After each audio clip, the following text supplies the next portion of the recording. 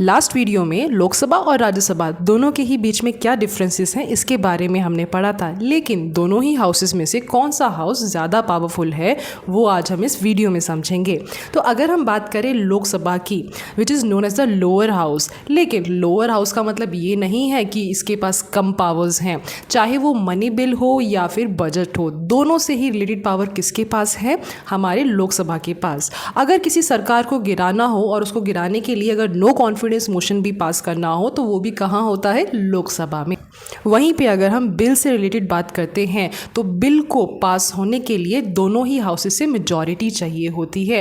What if एक ordinary bill Lok Sabha से पास हो जाता है और राज्यसभा से पास नहीं हो पाता है तो क्या होगा?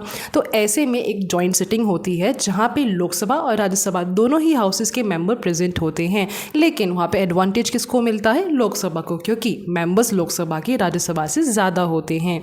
वहीं पे अगर हम मनी बिल की बात करें तो मनी बिल सिर्फ और सिर्फ लोकसभा में ही इंट्रोड्यूस हो सकता है, राज्यसभा में नहीं हो सकता। अब अगर मनी बिल लोकसभा से राज्यसभा जाता है तो राज्यसभा क्या कर सकता है? तो राज्यसभा सिर्फ रिकमेंडेशन दे सकता है और रिकमेंडेशन के दौरान 14 दिन के अंदर उस बिल को वापस भेजना होता है, रिटर्न भेजना होता है। अब उस रिकमेंडेशन को लोकसभा एक्सेप्ट करेगा या रिजेक्ट करेगा वो लोकसभा पे डिपेंड करता है। देन आते हैं प्रेसिडेंट। तो ये है इन दोनों में डिफरेंस। अब आप बताइए, आपके अकॉर्डिंग क्या लगता है, आपको लोकसभा ज़्यादा पावरफुल है या फिर राज्यसभा?